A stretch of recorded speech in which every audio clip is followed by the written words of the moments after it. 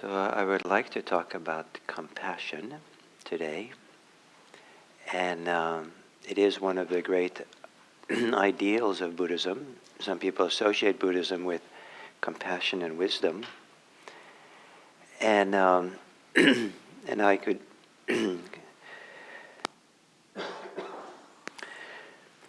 I can confidently say that I would not be sitting here today if it wasn't for people who had compassion for me, or I experienced their compassion. And if compassion, the experience of it, the struggles with it, were not at the center of my own life, it's been a very important part of shaping me as an adult, as a practitioner, as even a teacher. But having said that, I also would like to say, because it's kind of an ideal, ideals are dangerous, and people will often come to Buddhism for answers, and like answers to life's big questions, or answers to their personal challenges and whatever. And it depends on the perspective. Maybe you could say, yes, Buddhism has all kinds of answers, but for today, I'd like to say that Buddhism doesn't provide answers. What Buddhism provides is a very clear mirror in which we can see ourselves. So we can find the answers here within ourselves. Not because you thought it out, reasoned it all out to the answers, but there's something deeper, some deep seeing of ourselves that we do through Buddhist practice. And so that's a very significant statement, that the answers are not in Buddhism, but they're in ourselves, because that's an encouragement to turn the attention out of trying to get a PhD in Buddhist studies, or the equivalent, which some people do, and instead to turn the attention deeply in and see what we discover there. So in relationship to compassion, then, compassion is not a singular thing, a singular state. And so, but many people will think it's the singular state. It just is what they think it is. It is how they've experienced it for themselves. And then when they're being compassionate, they just have one option of how to be compassionate. But that one option might not be the best option. It might not be the range of options of what compassion can be. Many years ago here in this room, one Monday night, I asked the people, how do you know you're aware? And it wasn't a rhetorical question. I was just curious what people would say. But I was surprised by the answers. And what surprised me was how wide-ranging the answers were. And I realized that I had been naive as a teacher, somehow. I also was operating the idea that whatever I thought awareness was, and I teach about awareness, that I assumed everyone else had the same idea. And when I heard all the different answers, I was so in awe and so appreciative, and so, wow, there's a lot of things. When I say awareness, people are receiving it in different ways. And maybe each of the different ways is a good, maybe because their idea is good also, it works fine. But so the same thing with compassion. I think there's many, many ways in which people hear the word compassion, have what they have in mind. Sharon Salzberg tells a story of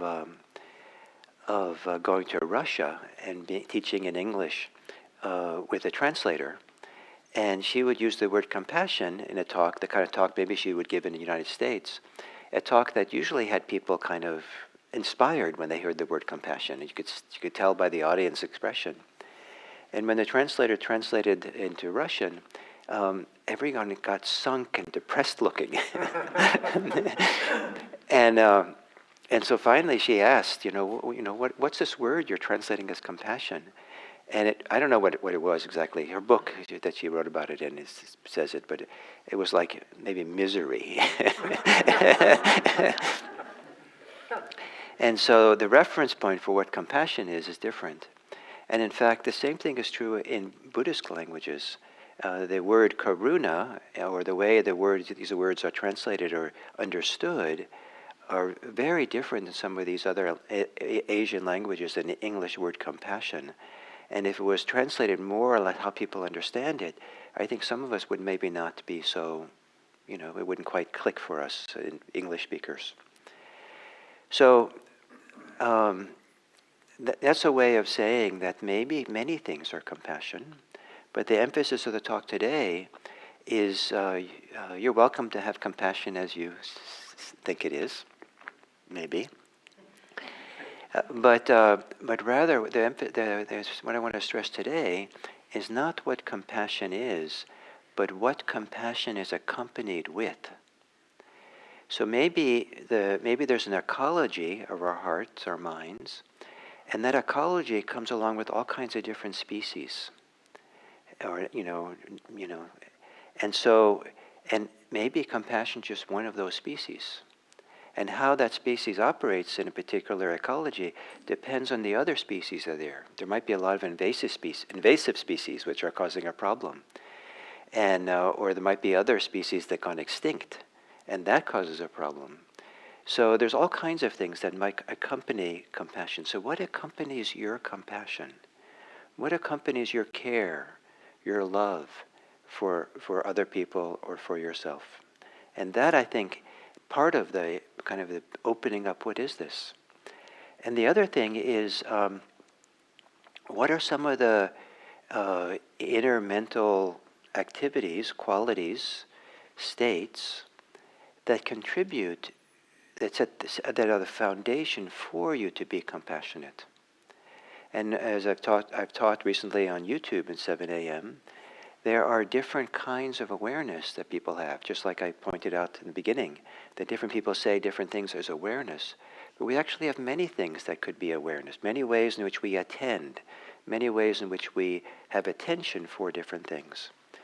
And so if we only have one idea of what awareness is, then as we are aware of suffering in the world or in ourselves, that one way of being aware might not be the best one for the circumstance. It maybe if you're a feeling person, only feeling compassion and identifying with compassion of someone else might actually be harmful for you. Might not be actually a good thing. But if you have this idea, I'm supposed to be compassionate, and this is what I think compassion is, and then you get completely dispirited by it or exhausted by it, the problem might not be with compassion. The problem might not be about with other people suffering is too much. It might be the way in which you receive it, the way how you're aware of it. So rather than emphasizing the feeling of it, you emphasize the knowing of it, a little bit more cognitive. That might actually create a little more balance and healthy kind of connection to suffering. So the how we're compassionate, what accompanies it, is part of it. But before I kind of go into that more, I want to, I think it's a wonderful kind of etymology game, the root of words. The word, the Sanskrit and Pali word, Indian word for compassion, is usually in our scene is karuna, and that comes from the root kur, which means to make or to do, and so some people will see that karuna is sacred action. It's a very special kind of form of acting in the world. And what I like about this is that it involves an activity. It's a creative aspect of what we do. It's not about being a victim. It's not what the world does to us, but rather what emerges from us as we meet the world. So it's a kind of action of sorts, a mental action of the heart. And to see it as something that emerges rather than something that reacts to, something that we contribute rather than something that, as I said before, maybe the victim of. We're passively experiencing, we're passively experiencing suffering in some way, and we have compassion. So it might arrive intuitively. It might arrive without something we make happen, but still, it's something that emerges in response, which might change the kind of orientation we have about what compassion is. that too often, people, I think, who are troubled by compassion or get exhausted, they're allowing themselves a little bit to be the victim of it. It's happening to them, rather than being centered in the place where we kind of are the agents of our life, or the source of our life. Like, remember, the agent, maybe the source of our life. And as we sit in meditation, there also, we're not supposed to end up becoming passive people who just kind of passively aware. It's a whole process of discovery, the mirror, feeling here, to let go of, to shed all the unhealthy ways in which we're attached, clinging, hateful, unhealthy ways of being afraid, and let all that fall away, to discover that we have a capacity, a wonderful source within that animates us, a wonderful source within that is the source of the sacred action, sacred kind of place of where life can, our inner life, how we live in the world, can come from. And that the more free we are in Buddhism, the more that inner source that emerges replaces the controlling mind, the figuring out mind, the reactive mind. And there's something beautiful here for us to come from. So compassion is this inner action that emerges as a response, but not as a reaction. So one of the meanings of compassion is to be in the presence of suffering. And I say it that way carefully. So I'm not saying feeling suffering.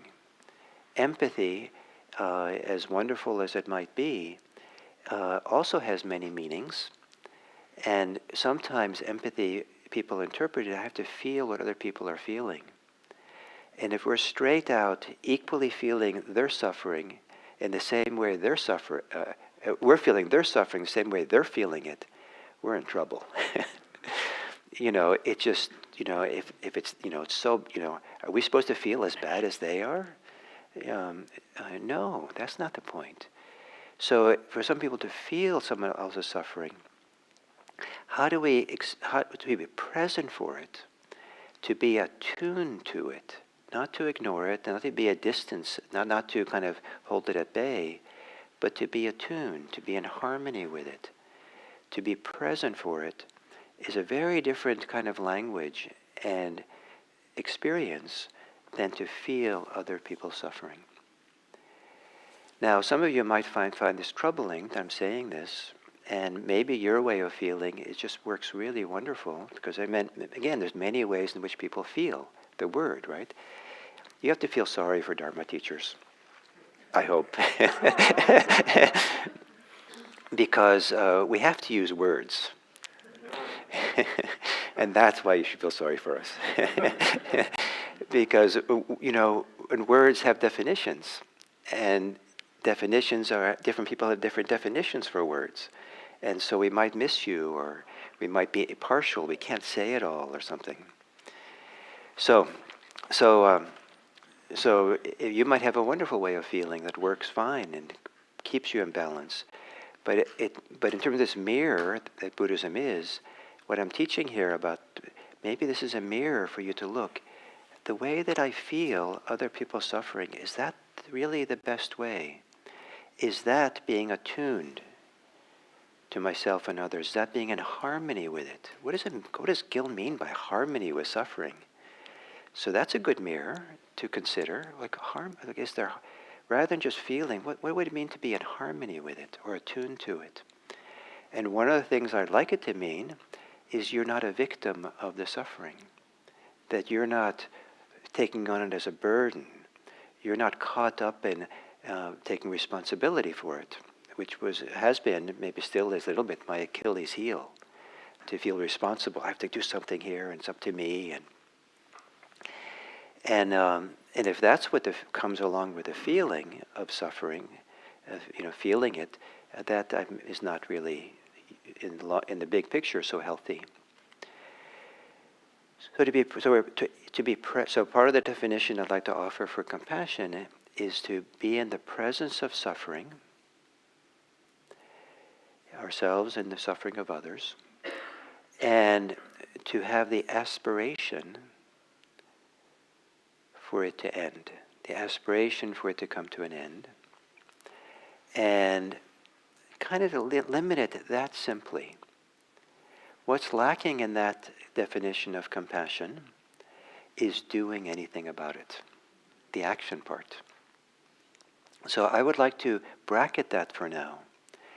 And first, what compassion in its simplest forms, I would propose, is to be present for suffering in some way, and have within us the aspiration for that suffering to come to an end, or to be weakened or lessened in some way. And I use the word aspiration very carefully as well, because I'm inspired by the word aspiration more than I'm inspired by the word the desire, or even the wish. Rather than desire that suffering not be there, or the wish that it not be there, aspiration for me is part of this emergent, deeper quality. I think because it's related to the word breathing. And so to aspire, like respire, to aspire, comes from some place deep inside that is not reactive. It doesn't come from fear, it doesn't come from this kind of heady idea of responsibility, it doesn't come from shoulds that we've learned from society. It comes from something deep inside that can only come when our breathing is easy, an easeful breath, a relaxed breath. And the Buddha has this. There's a word in Pali that's translated as assurance, to feel assured. And the literal meaning of the word is to breathe easily. And so this and meditation practice and Buddhist practice, one of the goals is to live a life where you can breathe easily. Someone asks you, what is meditation? Breathing with ease. Wouldn't it be that nice definition? So the aspiration, what comes when we breathe with ease. So when you're in the presence of suffering, what happens to your breathing? That's part of the ecology. That's part of what accompanies compassion. How you're breathing. As you're breathing tightened up. As you're breathing getting short and shallow. You're hyperventilating. What's happening with your breathing? And somehow have you lost touch with an easeful breath? And you might then argue, well, I'm not supposed to have an easeful breath now. This is a serious thing. This person's I'm supposed to be tense. Be careful with that assumption. The reason why you should be careful with this, that you have to be tense, one of the reasons is so the other people think, is because then the other person can see that I care. One of the most significant early experiences of compassion I had was when someone I was very close to looked like the person was going to die. And there was a Zen teacher who I was standing in a courtyard a little bit, and so I was explaining my situation. And this person was so relaxed and at ease, hearing all this in a way I wasn't, and had the most level of compassion and understanding of what I was going through of anybody else that I've ever talked to about it. And that combination of clearly he's understood, clearly care deeply, and clearly there was a kind of love present. And the person was at ease, was calm. I'd never seen that combination. And that was one of those things that changed my life, to be in the presence of that. So to breathe easily. So aspiration. Where does the wish for someone not to suffer come from in you? It can come from fear. It can come more from your own discomfort than the discomfort of the other person. I can't stand this. This is too much for me. Let's get, the aspirin. Let's get whatever. Let's get this to stop. So I have to do something here. We have to fix it. And that's my compassion.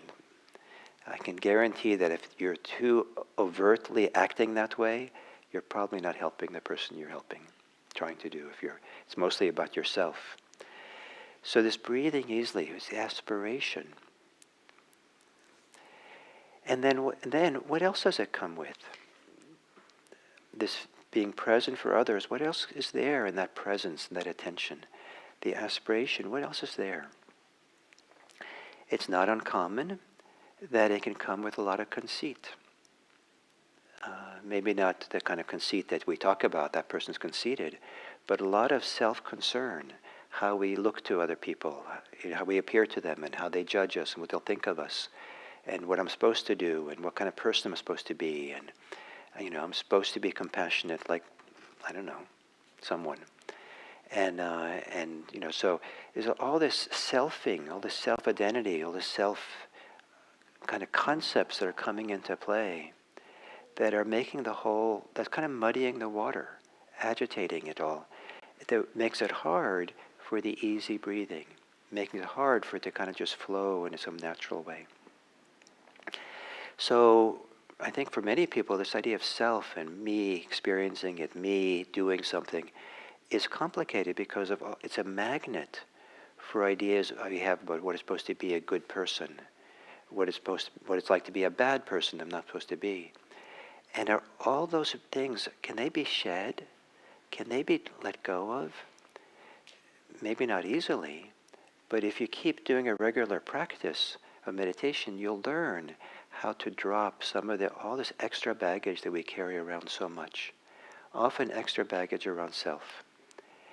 And so if you really want to be compassionate in this world, meditate. Be mindful. So you'll learn how to shed the concepts of self that complicate your capacity to breathe easily in the presence of suffering. Does aversion arise?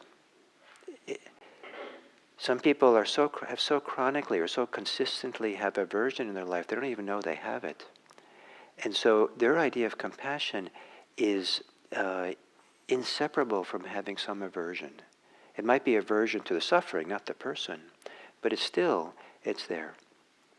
Some people's operate where it's with a kind of chronic or perpetual forms of wanting something, needing something. And so when there's compassion, that sense of neediness is also kind of entangled with the compassion.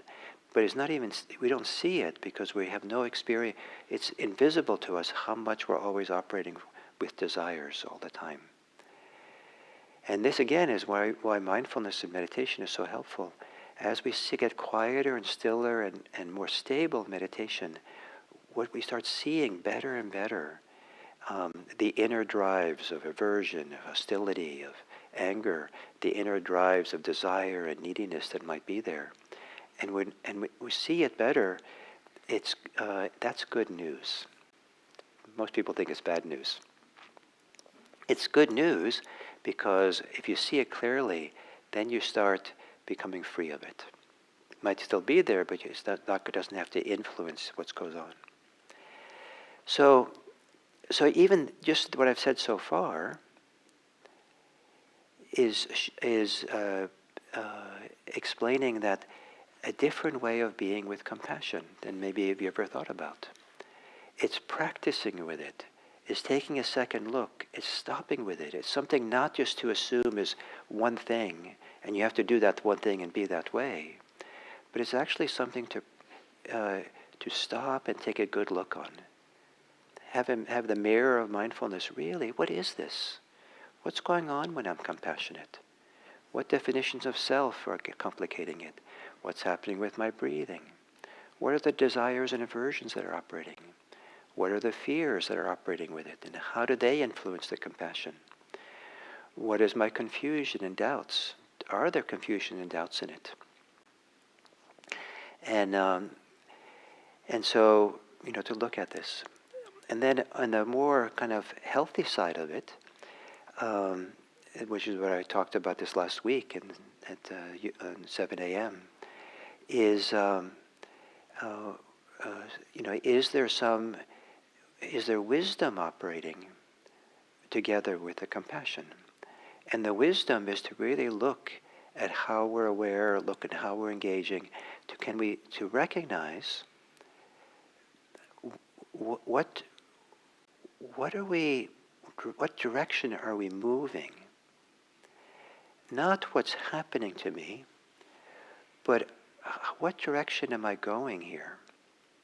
I think there's a lot of people who overemphasize what's happening to them, as if that they have to understand it and be with it and struggle with it. But in Buddhism, we're often looking, where is this going in the next second, in the next minute?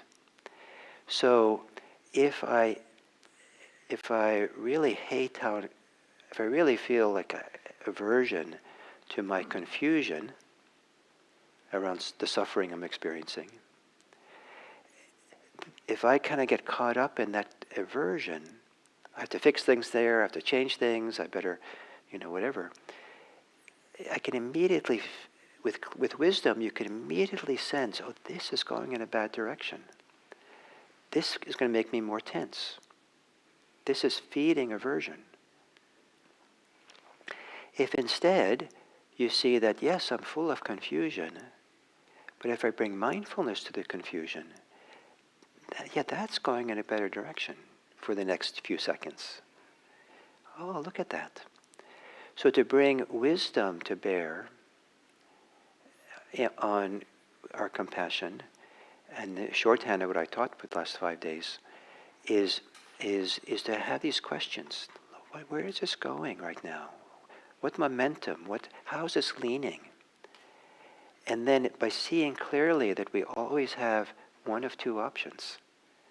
We have the options to make it worse, the situation, or make the situation better, in some way or the other. At the minimum, mindfulness makes all situations better, just to be mindful of it. Distractedness, not being distracted and not mindful, generally makes things worse. Being self-critical makes it worse. Being self-accepting, self-loving, makes it a little bit better. So that path. So, is there joy with the compassion, or is the compassion sweet? I like the word sweet. Again, what I mean by sweet and you mean by sweet might be very different. What I mean by joy and you mean by joy might be different. But is there something that feels really right? Something that you value, how you feel when you have the compassion? If you don't, something is probably needs to be fine-tuned. The attunement is not quite right. The harmony is not found. It's not easy to find the sweetness of compassion, but it is possible.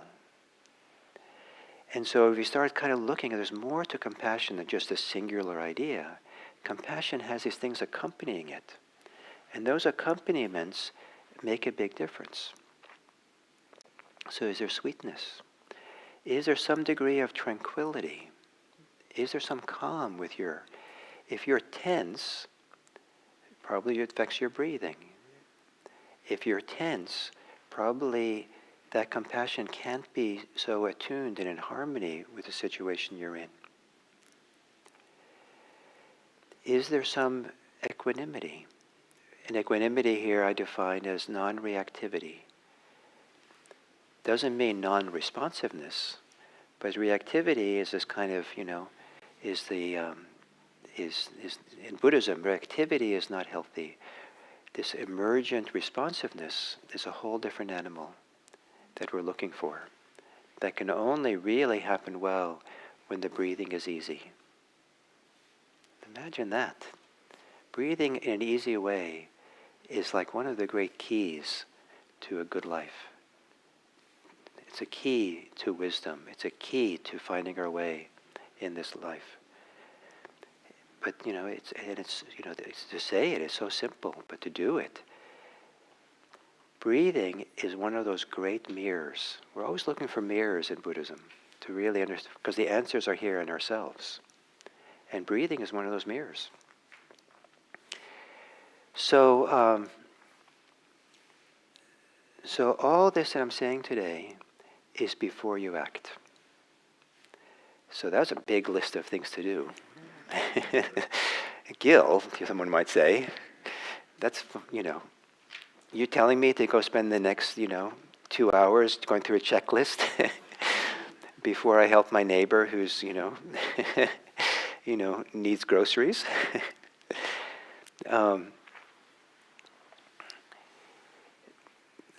think to start doing the practices, looking at it, using the compassion mirror to understand yourself better, and over the days, weeks, months, and years you do it, this will become second nature.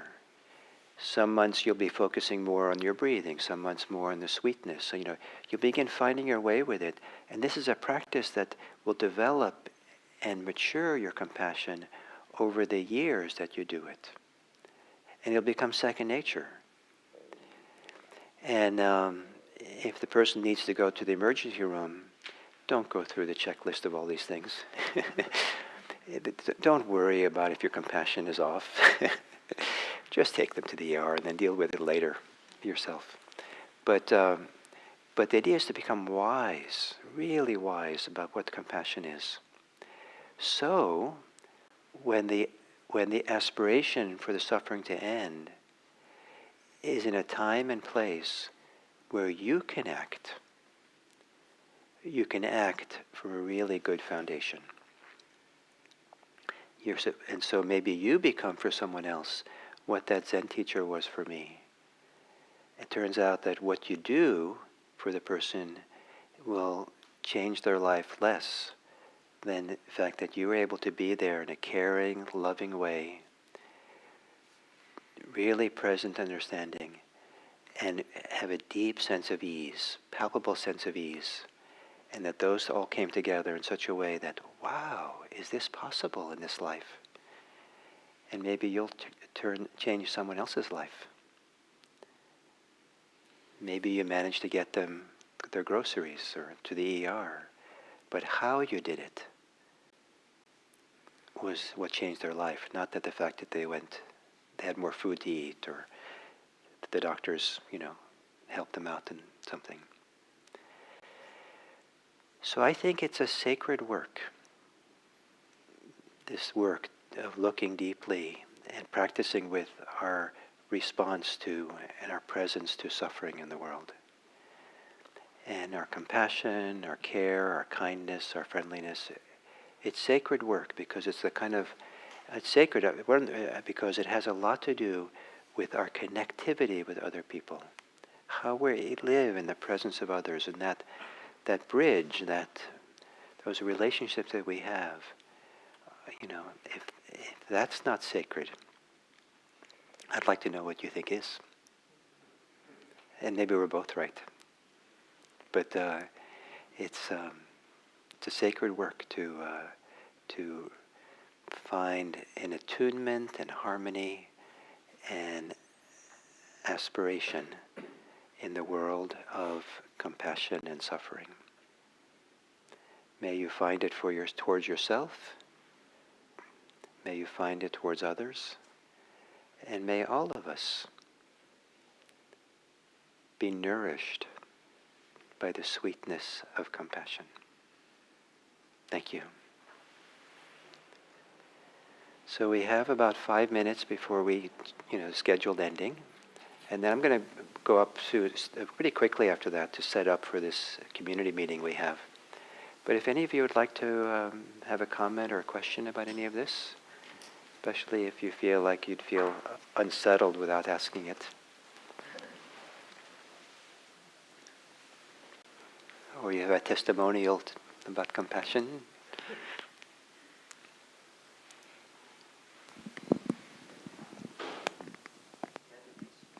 Hi, could you provide the Pali word for assurance and breathing easy again? So the Pali word, I don't think I have it accurately anymore, but I think it's asada. I think.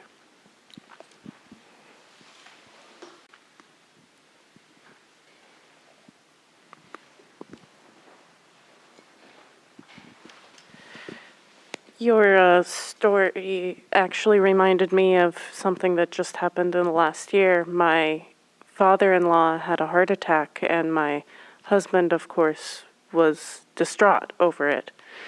And he lives in India, so of course you can't do anything right away. Like, you can't hop in a car and go see your father-in-law to make sure things are taken care of.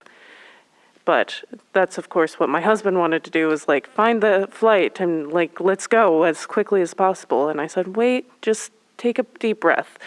Even if we get a flight right now, it won't leave till tomorrow. So just take a deep breath. Let's assess the situation. Let's just take a moment to, figure out, one, do we need to go right now? Maybe we can, if he's stable, we can leave in a week and we'll go see him and it'll be okay, Anyway, a lot of things ended up happening. We didn't end up going to India, but the point was just being able to just take a moment to calm before rushing to do this, that, and the other thing really helped ensure that we didn't just react out of, Yeah. compassion. Instead, we... And you had enough calm to offer him a different perspective so he could kind of relax. Yes, yes. Wonderful. I wish you'd been around me sometimes in my life. I've had times in my life, I remember, it's been a good number of years ago now, but where I reacted, and acted quickly. And recently I was reminded that of this. I once called the fire department, and they came. Because I didn't take a second look. If I just paused long enough to take a second look, I would have realized nothing was needed. So last one. And if you can take the mic. The question this lady raised is a very important one to me. I wonder if the kind of situation they were facing, was it compassion, or was it programmed response that you're supposed to do a certain thing a certain way? Because we all face that. So a little bit slower. So the programmed response? Yeah, as opposed to compassion. A programmed response, I suppose, is acting on habit or on policy that we have. Yeah. We see from our society. This is what you're supposed to do. Exactly. Yeah. So I think that. If we keep using this mirror of mindfulness to look at ourselves, hopefully we'll recognize what's driving our, and if it's a program, if it's a should, then I would put that in the category of reactivity, because it's a kind of a surface response that comes from the concepts, ideas of what we have, and I would take the time then and really settle more deeply in. And see if there's a deeper source for the compassion. Or it could be either or, it could be a combination of the two. Yeah. Thank you. Thank you. Okay, so again, one of the things I did in this talk, I think, is I distinguished or separated out the aspiration the wish that someone suffering ends, from our acting on it. It doesn't have to be so separate. But by distinguishing them and separating them, it's an encouragement to pause and settle back and wait and see where the action might come from. And in that looking more deeply, it's a whole ecology of what is accompanying what you call compassion. And you might discover there's a lot there that's worth taking into account and practicing with and before you act. So thank you very much. And